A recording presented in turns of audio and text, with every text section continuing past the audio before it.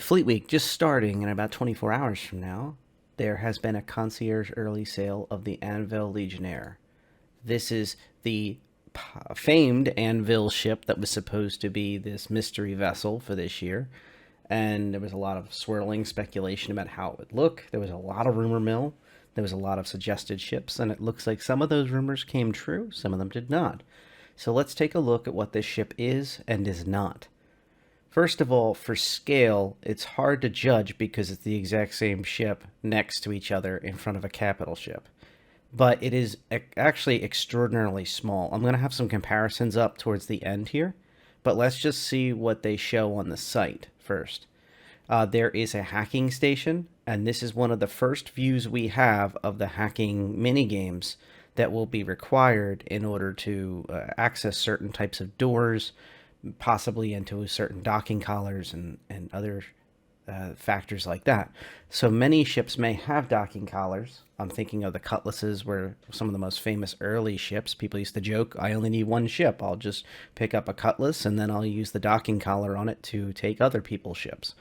Well, if you don't hack, you need to breach, and this ship can do both, at least based on what we understand at this moment. So you can use, the idea is that you can stealthily disable security measures on target vessels, leaving them vulnerable to docking, boarding, and seizure. And the idea is that if you don't want to use charges or don't want to spend the resources on charges, which this ship does have storage for, you can use hacking tools. So be on the lookout for this station to appear on other boarding ships like the Prowler in the future, and that will invite the question of is it a more of a boarding ship or not? You know, a drop ship that can board other vessels.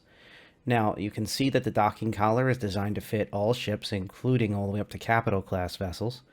And this is a pretty interesting factor for such a small ship to have. You can see it working alongside two Hurricanes, once again giving you a little bit of scale, even though they're a bit further away. And then you see it's 8 seats. So there are jump seats in the bottom of this vessel, and there's a single docking location. There's also another exit. We're going to go into a ramp. But the point is, there is the seats, and there is room for the weapon systems on board. Also on board is a area to store breaching charges. So it's just basically a place on the wall, but it's a nice little touch to be able to have these utility weapon systems and wet methods to open doors if the hacking has failed or if that is not an option. The triple shield generator concept is kind of interesting, and they are very careful to say military-derived armor. They did not say military armor on this Legionnaire, but that should be quite a combination to try to get in close. You can see it's two size 2 turrets, dual size 2s on each turret, operating, trying to protect the ship while it gets in close and docks up with this attack. And I would also stress that it's not just about ships. In the future, there will be stations and other things like that that you may want to board. So this is the ship with the extended docking collar out. You can see the jump seats back here. You can see weapon stows, and you can also see the docking collar here. That is designed for larger and smaller docking. So if we click on this, we can see the lockers. It's very clear that you're supposed to keep the troops, so to speak. The eight folks in the bottom are meant to stay in the seats until the juking and dodging and such has done. The ship has slammed into the side of a vessel or a station, and then they're meant to surge forward, get all their gear on board, and then finally the hacking station gives the final little click to be able to open the incoming doors. And there is this thing basically functions like an airlock, it seems, because this is a pair of doors and this is a pair of doors. I would also be interested if defenders can blow this themselves with charges. That may create a neutral no man's land in the middle here, and would be interesting if defenders, a viable strategy is to attempt to overwhelm the attackers before they get out of the seats, suit up, and get out the door. As a reminder, one of the things they've buffed recently, especially with the 400i rollout, was that lockers will have entire outfits you can set up. Some ships even have it already, where you can go up, click one button, and then the entire outfit is on your person. And that will eventually include armor, too, and all that fun stuff. So Upstairs, you have a cockpit. They're bragging about the good view. It does have a decent view until this is extended. It is true. And you have two stations. The one is the hacking station, and the one is the pilot station. And I hope that in the future, the hacking station will have the ability to pilot the ship, or at least some of the basic subsystems as well. Because it would be kind of boring to be sitting in the hacking seat all the time if you're playing two up and you're just using this ship for other needs, as many do. Many people look for multi uses in ships, and that would be quite a nice little touch. So we can see that there's talking about the triple shield generator system. We're going to go more into the shields and the armor talk in a minute, but just at least the beginning, you can clearly see there's certain areas on the ship that are more armored than others. You can see the ram pads here. So these are meant so you can bump into the station or the ship and basically hold on for dear life. And there is the remote operated turrets you can see there. So, and the heavy armor, of course, military derived heavy armor. The point is, it's heavy armor, and that's a good thing for a ship this small. Having three size 1 generators and armor, I guess it's as good of a time as any to talk about this. This ship is going to be a little more squishy than people expect, but it's so small it may be able to blend in with some of the heavy fighters and medium class fighters and two-person ships that you see, like the Scorpius and the Hurricanes. That was a good choice for this type of picture. If you don't target identify quickly this ship, it may be able to kind of skulk in with the rest of the wave. So if there's like this swarm of small ships attempting to pick on, say, I'm thinking of a capital class vessel or a quasi cap, or let's say a reclaimer, for example, would be a really good example. Has a nice docking port, which doesn't work yet, but when it does, being able to sneak this thing in while the overwhelmed turrets on the reclaimer are desperately trying to handle it, the pilot's calling for help, the crew's calling for help, all of a sudden 8 armed guys are suddenly swarming the top deck of the reclaimer. Like, that's the type of ship I think is perfect for this. I know they keep showing these Idrises and other exciting big military class vessels, but they have a lot of what's called PDSs. So they have these defense systems that are automated basically, and they can keep things that get close in, really tear into them. Now, we have heard they can target ships. We have heard they can target missiles and other incoming ordnance of a certain size that's not like cannon rounds. And this thing is going to get hit by those. So if it takes a few good hits on its way in, and then it could get finished off in theory by the PDSs.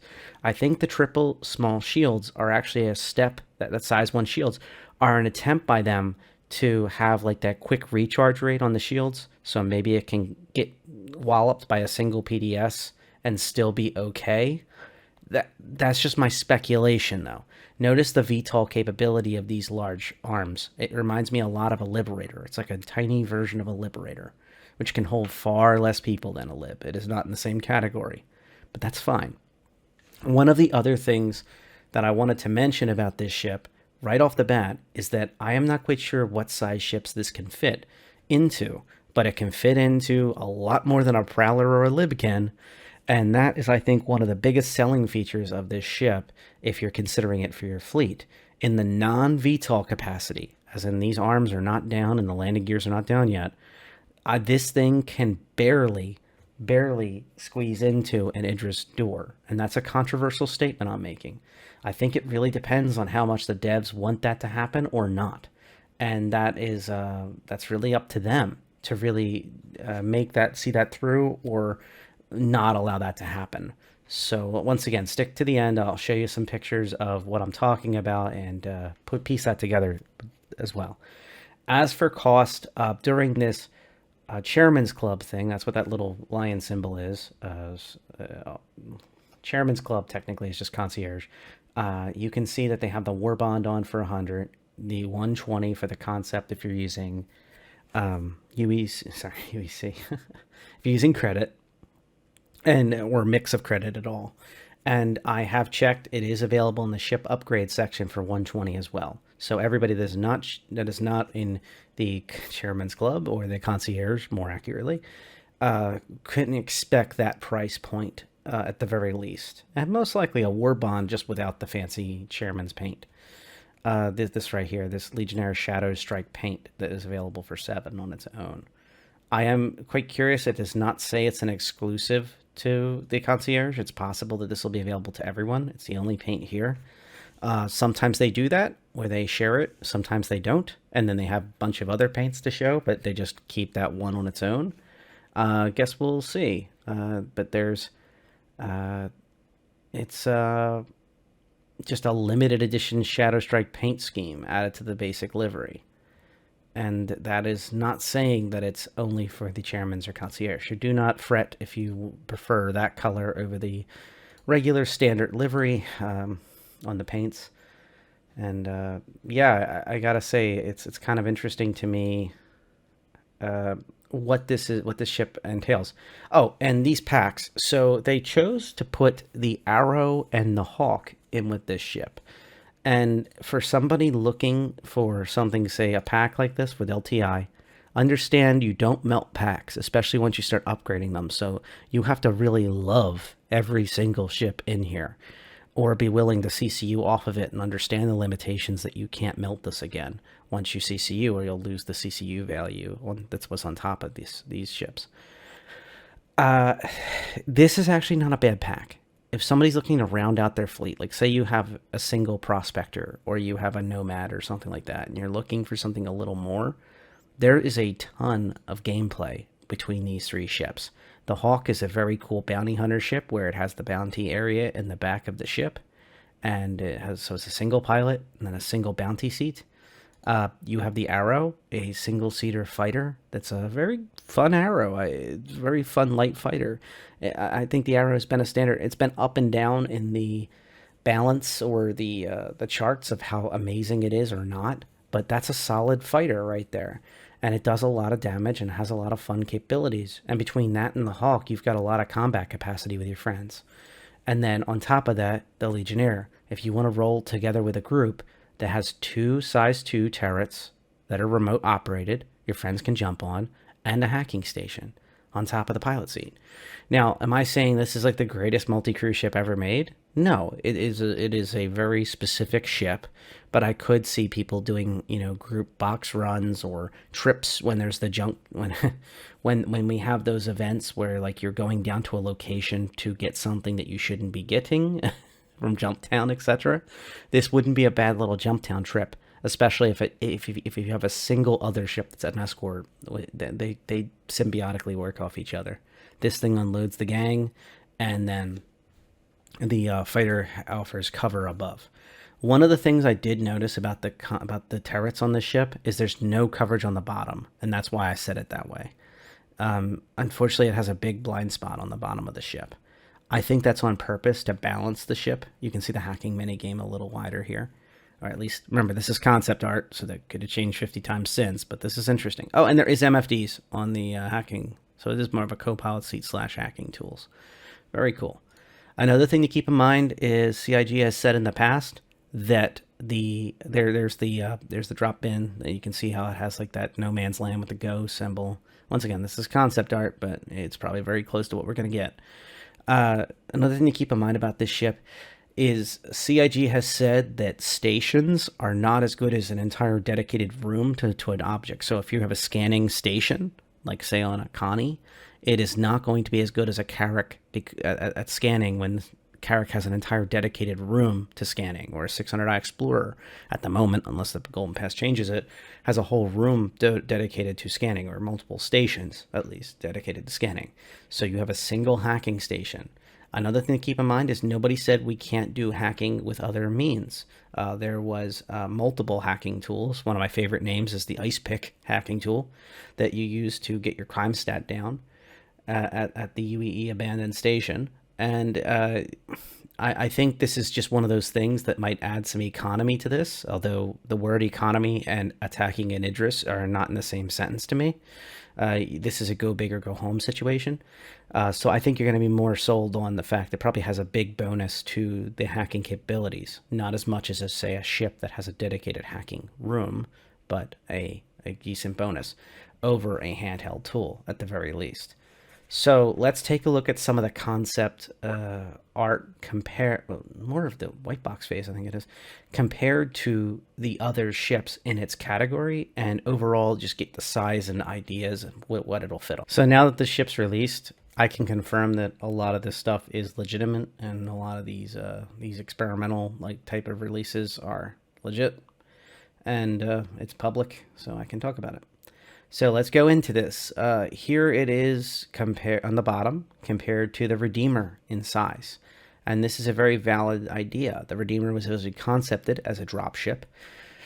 And once it finally got to flyable state, it was revealed that it was more of a gunship. And there was heavy hints that it was going to go that way for a long time. Also note the fact that turrets have far less of a blind spot. Notice one of the two major turrets that are much larger on the Redeemer is on the bottom, and you have remote turrets that are on the sides. This is a much more interesting configuration. There's even more weaponry on the back of the Redeemer, where this ship does not have those things. Here it is from the side, showing off some of those capabilities. Cut off at the end of the Redeemer on the far back would be another turret, another small remote turret. You just don't see it. Here it is compared to a hammerhead. Sorry. I'm leaving that in. Screw it. It's like a hammerhead. Hammerhead's massive. That's why I'm joking. I'm not laughing at the ship. They're both capable ships in their own right, at least based on what we're seeing. And note that the VTOL thrusters have been moved in this configuration. It's more of like in a semi-flyable state. But here it is compared to the long-range Vanguard fighter. Now, the Vanguard is only a two-person ship with a core in the center for 2 beds and modules like hacking modules and such, and some other exciting stuff. So here it is compared to a Liberator. So we have the much bigger ship that is the Liberator. And I gotta say that this doesn't really show as much as that does. This shows just how small this ship is. And once again, that's not a bad thing. It means it has a place, both sitting on certain ships' decks. And this kind of reminds me of like a GDI Orca, by the way. This specific picture. I don't know. I feel like the sides need like blue flames or something. Or maybe an Orca carryall would be closer to it. Sorry. But the images are quite interesting. I think that they show a lot more. You can see the ramp at the back of the Liberator. At the back of the ship here, the Legionnaire is a very interesting ship.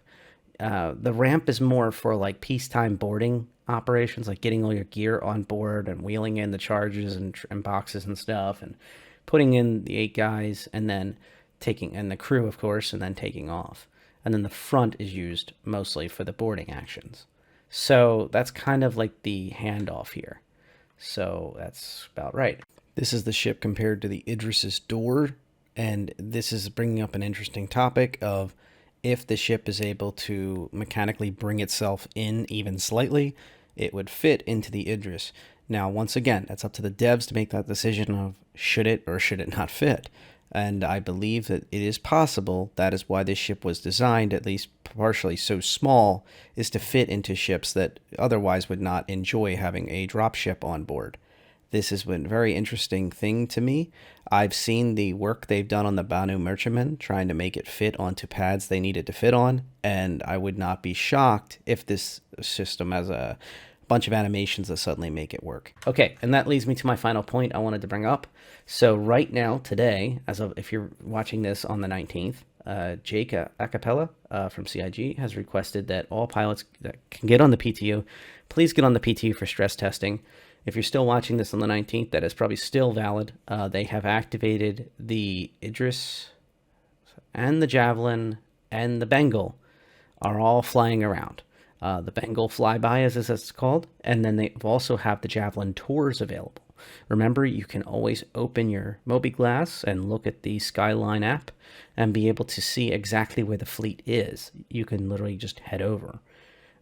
So I would recommend Everest is probably one of the best points to check it out. It's kind of in the middle of the system. I wouldn't head all the way out to Microtech and wander around there just for this, but that whole pocket. But it is very exciting, it's very fun, and all you got to do is show up. So I've been doing a few different servers today, having a good time over the past couple hours, and I've got plenty of footage of the outside of the jabs, and that's kind of what I was really excited about to see kind of where things are. By the way, if you find yourself on the outside of the jabs, space walk over to it and take a peek at the top of the ship where the hangar is, the main hangar on the ship. It is slightly open. You can take a peek through and you can see quite a lot. And I think that was intentional because they have a light on inside that area pointed towards the hangar a decent bit. You can see quite a little bit of what the hangar currently looks like in the current Jav configuration. So that's all I got for today. Thank you for hanging out. Be sure to subscribe if you haven't already, and have a great jump week. I can't wait to run into a whole lot of you because this type of event tends to stir up a lot of folks to come on out to the servers and get rolling.